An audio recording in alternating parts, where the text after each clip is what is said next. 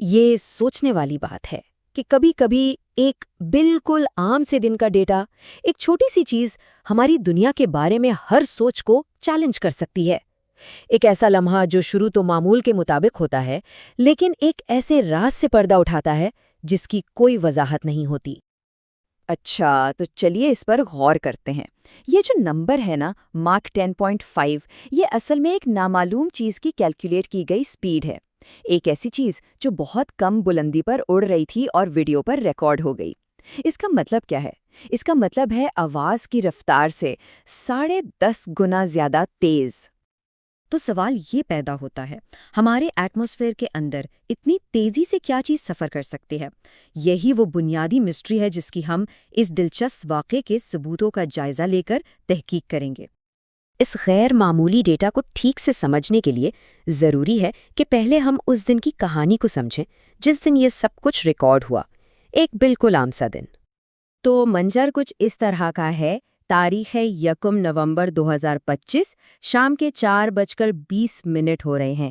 جگہ ہے سندھ میں رانی کوٹ کا قدیم قلعہ۔ یہاں ایک تجربہ کار پیرا موٹر ہابیسٹ اپنی معمول کی فلائٹ کر رہا ہے۔ ہوا بالکل پرسکون ہے، اور سب سے اہم بات، اس کی ساری فلائٹ اس کے ہیلمٹ پر لگے گوپرو اور ہارنس میں لگے انسٹا 360 کیمرہ پر ریکارڈ ہو رہی ہے۔ فلائٹ کے دوران اچانک پائلٹ کو محسوس ہوتا ہے کہ اس کے نیچے سے کوئی چیز بہت تیزی سے گزری ہے، ایک لمحے کے لیے۔ تو اس کا پہلا خیال، جو کہ بالکل عام بات ہے، یہی آتا ہے کہ شاید کوئی پرندہ ہوگا، اور وہ اس بات کو نظر انداز کر دیتا ہے۔ لیکن اصل کہانی تو یہاں سے شروع ہوتی ہے، جب پائلٹ گھر واپس جاتا ہے اور آرام سے اپنی ویڈیو فوٹیج کو دیکھتا ہے۔ وہ چیز جسے اس نے معمولی سا پرندہ سمجھ کر چھوڑ دیا تھا، وہ کچھ بالکل ہی اور نکلی۔ اب اس ویڈیو کا انالیسس کرنے سے پہلے ایک چھوٹی سی لیکن بہت ہی اہم ٹیکنیکل ڈیٹیل سمجھ لیتے ہیں۔ کیمرہ 30 فریمز پر سیکنڈ یعنی 30 FPS پر ریکارڈ کر رہا تھا۔ اس کا سیدھا سا مطلب یہ ہے کہ کیمرہ ہر ایک سیکنڈ میں 30 الگ الگ تصویریں کیپچر کر رہا تھا۔ تو ہر تصویر یا ہر فریم وقت کا صرف 0.033 سیکنڈ حصہ ہے۔ یہ چھوٹی سی ڈیٹیل اس لیے ضروری ہے کیونکہ اسی کی بنیاد پر سپیڈ کو بالکل ٹھیک کیلکولیٹ کیا جا سکتا ہے۔ تو پائلٹ نے کیا کیا؟ اس نے بہت میتھڈ سے کام لیا۔ پہلے تو اس نے ویڈیو کو سلو موشن میں دیکھا تاکہ وہ چیز صاف نظر آئے۔ پھر اس نے فوٹیج کو ایک ایک فریم کر کے آگے بڑھایا اور گوگل ارتھ پر اس آبجیکٹ کے سٹارٹنگ اور اینڈنگ پوائنٹس کو میپ کیا۔ بس پھر ڈسٹنس اور ٹائم یعنی 0.033 سیکنڈز کی بنیاد پر سپیڈ کیلکولیٹ کر لی۔ اور یہاں پر آتی ہے سب سے حیران کن بات۔ پتہ چلا کہ صرف ایک فریم میں، یعنی سوچئے صرف 0.033 سیکنڈز کے اندر، اس آبجیکٹ نے 120 میٹر کا فاصلہ طے کیا۔ 120 میٹر! جب اس فاصلے کو سپیڈ میں کنورٹ کیا گیا تو جو رزلٹ سامنے آیا وہ قابل یقین نہیں تھا۔ خود اس کو اینالائز کرنے والے کے مطابق سپیڈ نکلی 3600 میٹرز پر سیکنڈ۔ اس کا مطلب ہے ایک سیکنڈ میں 3.6 کلومیٹرز۔ ایک سیکنڈ میں؟ اب ظاہر ہے اتنے حیرت انگیز نتیجے پر کوئی بھی شک کرے گا، شاید کیلکولیشن میں کوئی غلطی ہو گئی ہو۔ تو اسے کنفرم کرنے کے لیے اس نے ایک دوسرا طریقہ استعمال کیا۔ اس بار اس نے ویڈیو میں پیچھے جا کر آبجیکٹ کو ٹریک کرنا شروع کیا کہ وہ آیا کہاں سے تھا۔ اس سے پتا چلا کہ آبجیکٹ نے تقریباً 2 کلومیٹر کا فاصلہ صرف 16 فریمز میں طے کیا تھا۔ اس حساب سے سپیڈ بنتی ہے 3750 میٹرز پر سیکنڈ۔ دونوں کیلکولیشنز میں صرف 4% کا فرق تھا، یعنی پہلی سپیڈ بالکل ٹھیک تھی۔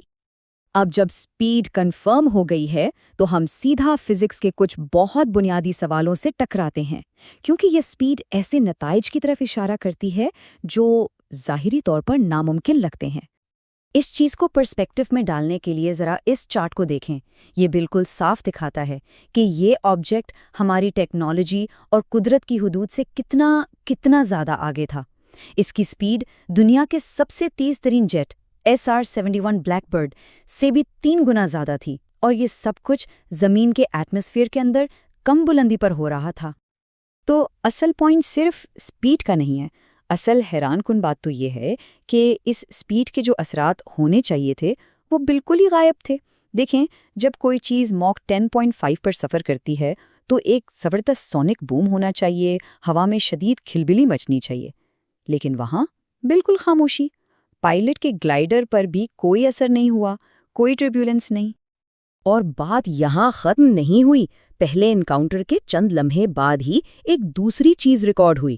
اس بار اور بھی زیادہ قریب سے گزری. یہ اتنی قریب اور اتنی تیز تھی کہ ویڈیو میں صرف 3 فریمز تک ایک لکیر کی طرح نظر آئی, اور اس بار پائلٹ نے اسے اپنی آنکھ سے دیکھا تک نہیں. تو سوال یہ ہے کہ اتنی قریب سے گزرنے والی چیز آنکھ کو نظر کیوں نہیں آئی؟ اس کی وجہ ہماری اپنی بائیولوجی ہے. انسانی آنکھ سمجھیں تقریباً 30 سے 60 فریمز پر سیکنڈ پر کام کرتی ہے، جبکہ 3600 میٹر پر سیکنڈ کی رفتار سے چلتی چیز کو دیکھنے کے لیے تقریباً 450 فریمز پر سیکنڈ کی نظر چاہیے ہوگی. اس کو آسان لفظوں میں سمجھیں تو یہ چیز ایک عام کمرے کو 0.002 سیکنڈز میں پار کر جائے گی، مطلب لفظی طور پر پلک جھپکنے سے بھی بہت بہت تیز. اب یہ جو رانی کوٹ کا واقعہ ہے، یہ کوئی آئسولیٹڈ انسیڈنٹ نہیں ہے. جب ہم اس کو بڑی تصویر میں دیکھتے ہیں تو ایک عجیب سا گلوبل پیٹرن نظر آنا شروع ہو جاتا ہے.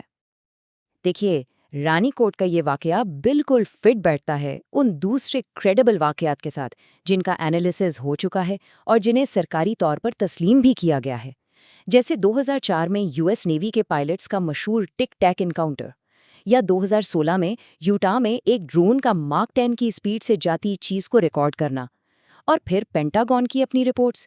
یہ سب ایک ہی جیسے ناقابل فہم واقعات کی طرف اشارہ کر رہے ہیں. پینٹاگون کی اپنی ایجنسی جس کا نام AARO ہے، اس کے آفیشیل ڈیٹا کو ہی دیکھ لیں. مئی 2023 سے جون 2024 تک 757 UAP سائٹنگز رپورٹ ہوئیں. ہاں، ان میں سے زیادہ تر کی وضاحت مل جاتی ہے، لیکن ان میں 21 کیسز ایسے بھی ہیں جو بالکل ہی ان ایکسپلینیبل ہیں. یہ تعداد کم ہے مگر مسلسل سامنے آتی رہتی ہے، اور یہ اصلی انوملیز ہیں. تو ان سب باتوں کے بعد آخر یہ سارا ڈیٹا ہمیں بتاتا کیا ہے؟ چلیے اس کیس کے جو ویریفائبل فیکٹس ہیں، جو ثبوت ہیں، ان کا خلاصہ کرتے ہیں. تو ہمارے پاس کیا ہے؟ 1. اس واقعے کی 1 سے زیادہ ویڈیو ریکارڈنگز ہیں. 2 الگ الگ طریقوں سے سپیڈ کیلکولیٹ کی گئی اور نتیجہ سیم تھا. 3. کم بلندی پر ماک 10.5 کی رفتار ریکارڈ ہوئی. 4. نہ کوئی سونک بوم، نہ ہوا میں کوئی ڈسٹربنس. اور آخر میں یہ واقعہ دنیا بھر میں ہونے والے اسی طرح کے دوسرے ڈاکیومنٹڈ کیسز کے پیٹرن سے میل کھاتا ہے. اور اس کہانی کا اختتام ہم خود پائلٹ کے اپنے الفاظ پر کرتے ہیں. اس نے کہا، اس چیز کا آنکھ سے نظر آنا اور ساتھ ہی کیمرے پر ریکارڈ ہو جانا یہ ظاہر کرتا ہے کہ یہ جو کچھ بھی ہے کم از کم میرا وہم نہیں ہے. اور یہ بات اس ریکارڈ کیے گئے واقعے کی اہم حقیقت کو واضح کرتی ہے. تو آخر میں بس ایک ہی سوال بچتا ہے. اگر یہ ڈاٹا بالکل ٹھیک ہے اور یہ چیز نہ کوئی پرندہ ہے، نہ کوئی ڈرون، اور نہ ہی ہمارا جانا پہچانا کوئی طیارہ، تو پھر یہ ہے کیا؟ یہی وہ سوال ہے جو اس پوری مسٹری کا نچوڑ ہے. ایک ایسا سوال جس کا جواب ابھی تک کسی کے پاس نہیں ہے.